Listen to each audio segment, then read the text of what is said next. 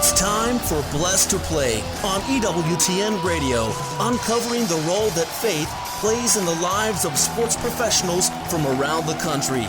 And now, here's your host, Ron Meyer. Fire, score! My guest today is Lisa Kelly. She is a prolific author indeed, and has penned 5 books on Notre Dame football. We're going to be talking about one of those, Echoes from the End Zone, The Men We Became. She contributes a weekly column to 1 Foot Down and also SB Nation, and provides comprehensive coverage of Notre Dame football during this season. In 2012, Lisa was crowned the biggest fan of the Big East in a blogging and social media contest representing Notre Dame. We're going to be talking Irish football, but we're also getting into the life of Lisa right here on Blessed to Play. Lisa, thanks so much for joining us. Thank you for having me. Well, this is quite an endeavor. 25 athletes, football players. You were a graduate of Notre Dame. And what's interesting about them all is that how they contributed to society, their family, after they were these prominent football players at Notre Dame. So first off, why did you decide to write the book, and why so passionate about Notre Dame football? Sure. Well, I am a graduate of Notre Dame, and so is my dad. So that was a big part of, my passion for Notre Dame football. But when I was in the contest for biggest fan of the Big East Conference, I noticed that a lot of people, especially the media, tend to focus on the negative things that athletes do. So you're going to see all these salacious headlines about an athlete who, got a DUI or some domestic violence situations. And I started this column on my blog because I wanted to focus on the positive things that student athletes and athletes do in their lives. And there's so many positive stories about all the contributions that athletes make in their communities, as they're playing professional sports and beyond. And so that's kind of how I started writing the articles on my blog, which eventually became the first book. And we're going to be talking about one of those athletes, Devon McDonald, in a little bit. But I want to talk about the Notre Dame philosophy, if you will, especially in the athletic department, about pursuing athletic excellence, but also academic excellence as well. And there was a guy by the name of Mike DeSico. He was the chief academic advisor of student athletes. And under Vice President Father Joyce and then President Father Hesberg, he had a vision that excellence in athletics wasn't good enough. If Mike's methodology caught on, it would be kind of the benchmark for the NCAA college landscape, if you will. And in fact, Notre Dame became the first school ever to win a national championship while graduating all of their players. So academic excellence was at the forefront along with athletic excellence as well. For sure. I mean, if you look at the word student athlete, student is the first part of that, and I feel like Notre Dame really makes an effort to make sure that they're students first. You're in college to get an education, and then the athletics is an integral part of that, but that's secondary to getting an education. Now, on this show, I just want to take a moment I've interviewed many Notre Dame athletes and also coaches as well, some of whom I've called my friends. And I noticed that they're very balanced in life. They go on from Notre Dame and contribute, obviously have good families, and they contribute to society. And we're molded with a sort of virtue the Notre Dame way, if you will, and they take that with them in their lives when they leave Notre Dame. Well, one of the athletes in your book, Lisa, is Devon McDonald. What a football player, huh? He was an honorable mentioned All-American. He was Jamaican by descent by way of New Jersey. And from what I understand, he never really, he heard of Notre Dame, but really wasn't really fond of it for any special reason. But Lou Holtz got a hold of him, and he decided to go to South Bend. Absolutely. It's amazing how many of these young men that Lou Holtz showed up in their family's living room, and, they were mesmerized by, his philosophy and what he offered them. A lot of these kids came from, lower income and didn't have a lot of things. And Lou Holtz promised them an education that would, take them further in life and get them out of the situations they were in. They talk a lot about 4 for 40, right? Mm-hmm. He told them, you give me 4 years, Mm-hmm. come here, get an education, play football, and this will take you through the next 40 years of your life. And it's incredible how much a part he still is of all of their lives. They get together with him multiple times a year, and he really did change so many lives. Well, speaking of Devon, he had a faith element to him. In fact, he was part of this group called Sports World Ministries. He went on to be a minister and a youth director, but very character driven. He was a team captain. But what stands out in your mind when you wrote about Devon McDonald? I mean, Devon really took his, faith and virtues and morality and turned it into his career. And I think so many of these guys, want to give back, right? They've seen what the university did for them. And I think the university really shows them and all the students while you're there, like we did volunteer work in the community. It was just kind of part of life as a student at Notre Dame. And so he really took that. And then in his job with Sports World Ministry, he shares his personal experiences with students to show them that there's consequences in your actions, and that, if you make good choices and surround yourself with good people, that will lead to success in life. Blessed to play Ron Meyer. We're chatting today with Lisa Kelly. She's the author of the book Echoes from the End Zone, The Men We Became. It's 25 football players in this book from Notre Dame. And Lisa, I have to ask you, 25, so many great players that played at Notre Dame. How did you pick 25 to put in your book?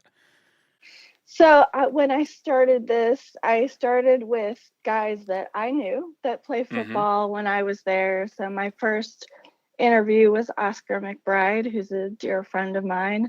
And then I went on to Rick Meyer, who was the quarterback when I was there. And, I had a sphere of people that I knew, but then I got to a point where I'm like, okay, I need to get out of this bubble, and so I asked the guys, hey, who can you introduce me to? And that was kind of how I expanded my circle. And I really felt like if I, did a good interview with somebody, I made sure to take good care to tell their story, that they would, trust me and be open to recommending me to someone else. And, at this point, I think I've interviewed over 80 athletes. So I guess I did okay, Absolutely. And we have some of those in common. Oscar McBride was a guest on the show as well as Lou Holtz. And I want to get back to Lou because obviously what he contributed on the football level to Notre Dame was excellent, but there's so much more for what he did for the players and the work ethic and what he taught them each and every day. Maybe you could give some insight. A contributor to your book, you had a chance to talk with him. What stands out about Lou going beyond the national championship, about just building character for the team and for the players in your book? I think one of the most important things that coach taught these guys was the value of preparation. Hmm. He taught them that you can never be too prepared. He used to take them in these Friday night sessions where he would have them all lying on the floor in a room with the lights low, and he would literally walk them through the whole game. Okay, we're going to kick off the ball, and this person's going to receive, and this is going to happen next. And, the guys talk about, they kind of thought this was kind of crazy, this like visualization. But crazily enough, so many times they'd be like, well, coach said this was going to happen. And then the next day, that's exactly what happened. And talking about preparation, when they played the 88 championship game, he made them practice the night before how to celebrate, because he wanted to make sure that everyone was ready, right? Like Hmm. when we get there and we win this, we need to know how to act appropriately. to represent ourselves, the team, and the university. And even today, they talk about Lou Holtz time. It's like, if you're on time, you're late. If you're 15 minutes early, you're on time. And if you showed up to a meeting, a Coach Holtz meeting late, he'd lock the door and you were locked out, And it's amazing. Anytime I'm anywhere with these guys, they're always early, I feel like that's another thing that Coach really ingrained in these guys. Now, when these 25 athletes, and when you're interviewing them, did any one athlete stand out and surprised you with something and that you didn't know about them, or said, wow, their backstory perhaps? Is there any one athlete that stands out in your mind? I think almost all of them had something that I was shocked, surprised, impressed. These guys, I always do my homework, right, before I interview somebody. So I feel like I have a pretty good understanding going into an interview. And then I usually try to reach out to one of their friends to get a tidbit of information that maybe no one else knew, so I can kind of break the ice. But I would always walk out of an interview just feeling so inspired about how wonderful all these men are, and how much they take care of their communities and their families. It's just really been a joy to write all these stories. And to share some positivity into the world. One thing we don't hear about after a Notre Dame football player graduates, some of them go on to the pro ranks, obviously. But talk about that family type of unit, that networking, that bond that they form with each other. I'm sure this goes on for the rest of their life, and a lot of them, maybe there's reunions. Could you add some light into that?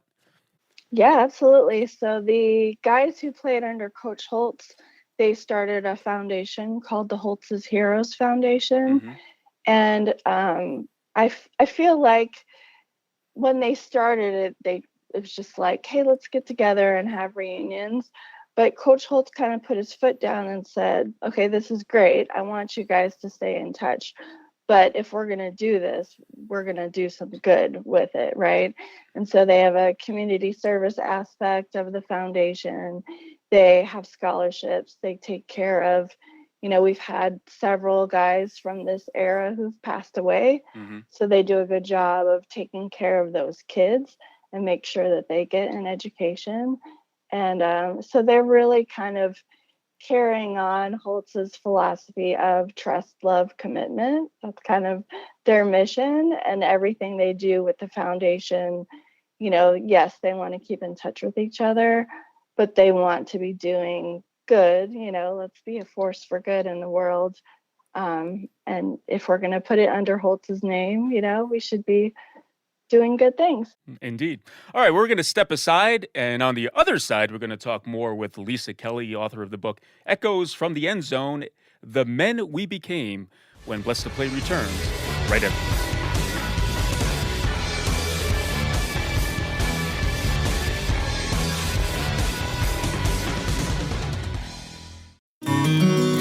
Hi, I'm Doug Keck. This is an EWTN bookmark brief, speaking with my great friend, Father Joseph Mary Wolf, MFVA, about a new book published by EWTN. Mother Angelica Talks It Over, and it's from Mother Angelica's television show of the same name. So tell me, Father, what's the message do you think Mother was trying to get across in this series of programs related to this book? She's talking to high school kids, at least on one of the programs, but I think several of the programs here in the Garage Studio.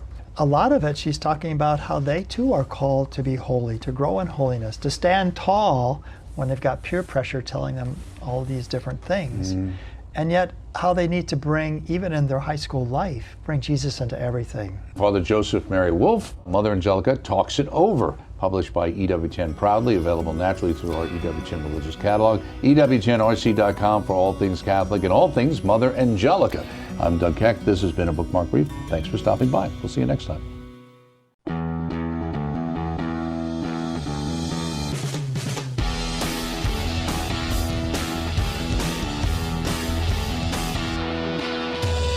Welcome back to Blessed to Play. Ron Meyer, joined today by Lisa Kelly, the author of Echoes from the End Zone, The Men We Became.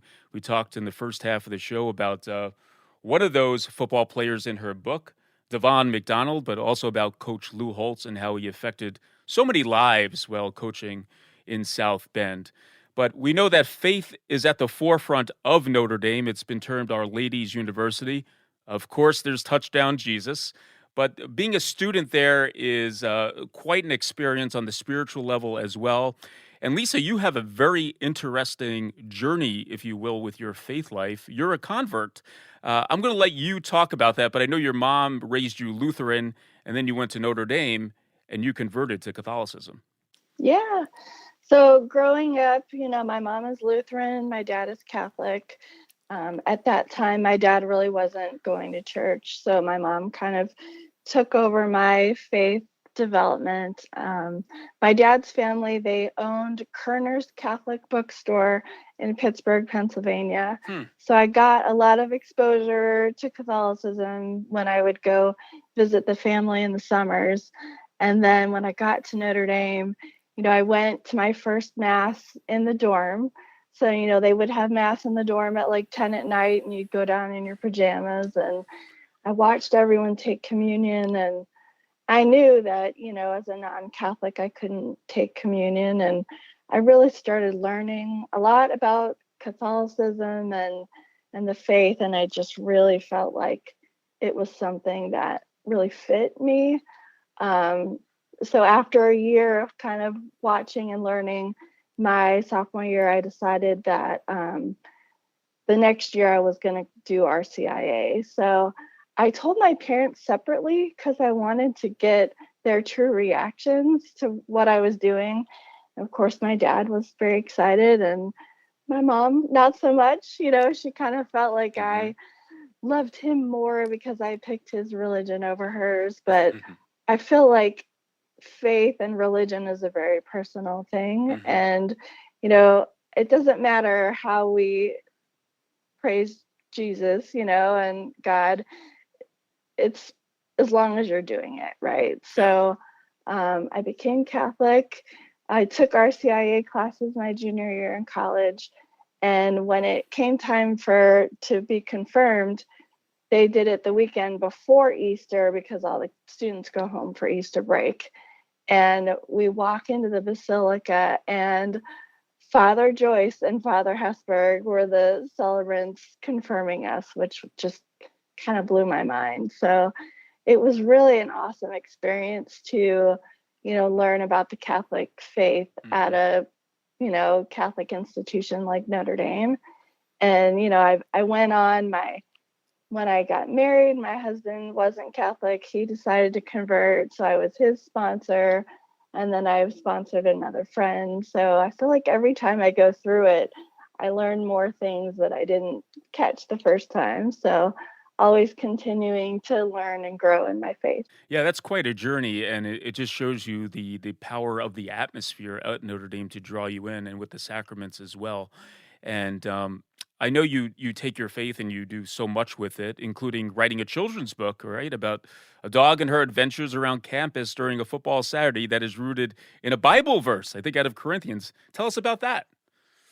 Yeah, so I had always kind of wanted to write a children's book. And then I watched my friend Mike Brown. He wrote a children's book, and I was really kind of inspired, like, okay, I want to do this. And the original story I kind of shifted away from. And I work at Purina, so my pets are a very big part of my life. And I just thought, wouldn't it be cool to write a book about my dog and her adventures at Notre Dame? The squirrels at Notre Dame are kind of notorious for being overly friendly. And so I wove this story about my dog, and she meets a squirrel, and she jumps in the lake and gets in trouble and learns some lessons. And it's all kind of rooted around, this verse in Corinthians about, and now these three things remain: faith, hope, and love. But the greatest of these is love. And, she also learns she's a French dog with an Irish name. It's a French school called the Fighting Irish. So there's lots of parallels that go along. And it truly was a joy to write it. I had so much fun. I definitely think I will write another children's book. It just was a very different experience than writing nonfiction. Blessed to play Ron Meyer. Once again, we're chatting with Lisa Kelly. She's the author of the book Echoes from the End Zone, The Men We Became. 25 Notre Dame football players are in this book. It really gives a snapshot of their lives, even beyond football and what they're doing in society, what they went on to do, I should say. And a lot of them were really men of faith as well.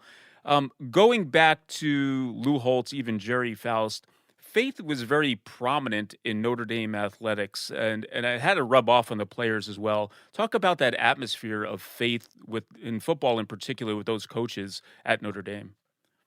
I mean, it's such a great, place for faith and the development of your faith, and to watch the football team go to mass together before a game, and they walk from the church to the stadium, and there's a chaplain that travels with the football team and prays with them. And even for the students who aren't Catholic, I feel like they all grow in their faith, based on that environment, what they experience. One of the players in my book, Marv Russell, he was a theology major, which is super hard. And then he went on to become an ordained minister.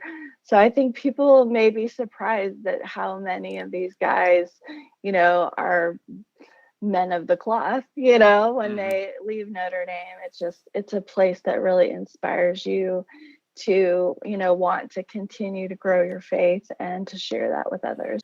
Well, I want to talk about your memories of the football team. I think you were there on campus when Notre Dame won a national championship, but just talk about the excitement, the tailgating that goes on before. In fact, my daughter just went this past weekend to a Notre Dame football game when they were playing Texas A&M, and she loves the atmosphere. I mean, the build-up to the game is just incredible. But from your eyes, that had to be such a great experience as a student to do that for those home games during the football season. Yeah, it was amazing. I grew up in Southern California, so moving to South Bend, Indiana was kind of a culture shock. But the whole fanfare of a football Saturday and tailgating and getting to hang out with your friends and meet people, and our parents would come back, and it just really is like a whole day of activities, from watching the marching band, and you might see a performance of the Glee Club, and it just truly is it's like larger than life to be at Notre Dame on a football Saturday. The play like a champion sign, obviously everyone wants to touch it, but when you interview these athletes, if you were going to say those words to them, and maybe you did, so what does it mean to you to play like a champion? What are some of the remarks that you might get? I mean, I think that, they all wanted to represent the university well. But, you want to play for your teammates, and obviously you want to win every game, and you're never going to win every game. But I think if you head out onto the field with that championship mindset, you're going to win a lot more than you're going to lose. Talk about what you're doing now, Lisa. I know you're in a part of the country where there's a lot of entertainment. It's beautiful near the Ozarks, but Branson, Missouri, and quite a place where nature is all around you. The beauty of nature is all around you. Tell us about Branson and your life there. Yeah, so I work for Purina, which is based out of St. Louis, but they let me work remotely. We moved here from St. Louis in 2018. My husband opened a zoo here in Branson, so we have that.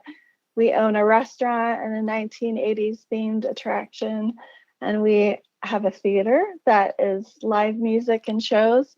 So we've really kind of immersed ourselves in this area, and we do a lot of charity work with the Boys and Girls Club and Make-A-Wish Foundation, and we're always trying to make a difference in our community. How about a Notre Dame alumni community in Branson? Is there such a thing? Well, funny you should ask. I just started the Notre Dame Alumni Club of the Ozarks. Okay. So we had our first event this summer. We had a student send-off, and I have my first game watch party this weekend. So I think I've got about 200 people in the area from Joplin, Springfield, and Branson. So we're working on planning some events to kind of get people together and build some camaraderie and continue to grow in our faith. So you're far from South Bend. So take us through a typical, let's say, Saturday when Notre Dame's playing. What's going on in the Kelly family to prepare to watch a Notre Dame football game? Well, I'm probably at Notre Dame half of those Saturdays. I'm up there a lot signing books and meeting with people. But for example, this Saturday, I'll get up, watch College Game Day, and we're doing our game watch party at an Irish pub. So I'll go an hour early and set up. I usually bring my books, and I like to make Notre Dame jewelry. So I'll bring some of my jewelry, and people will show up about 2:00 and we'll cheer on the Irish. Well, Lisa's definitely part of the Notre Dame community, and her book is quite an attraction as well. And once again, it's Echoes from the End Zone, The Men We Became. And Lisa, if our listeners want to get a copy of that book, where could they go? Sure. I just launched a brand new version of my website, and it's my name. So it's lisaannkelly.com, and that's where you'll find all my writing and my blogs and everything I've got going on. Well, Lisa, thanks so much for joining us. I'm a Notre Dame football fan, and like I said, I've interviewed many NFL football players. In your book, the stories of these 25 athletes are really insightful. Like I mentioned before, not only in their athletic excellence, but what they went on to do in the world after they graduated from the University of Notre Dame. And thank you for sharing some of that with us right here on Blessed to Play. Thank you for having me. Hey, Blessed to Play fans, check us out on the web at blessedtoplay.com. That's blessed2play.com. You can like us on Facebook. Hit us up on the platform X at Blessed to Play. For Lisa Kelly, I'm Ron Meyer. Thanks so much for joining us right here on Blessed to Play. You've been listening to Blessed to Play with host Ron Meyer on the EWTN Global Catholic Network. If you have a question or comment about today's show, feel free to email us at info@blessedtoplay.com. That's blessed, 2play.com. You can also connect with the show on the web at www.blessedtoplay.com. Again, that's blessed, 2play.com. Join us again next time for Blessed to Play on the EWTN Global Catholic Network.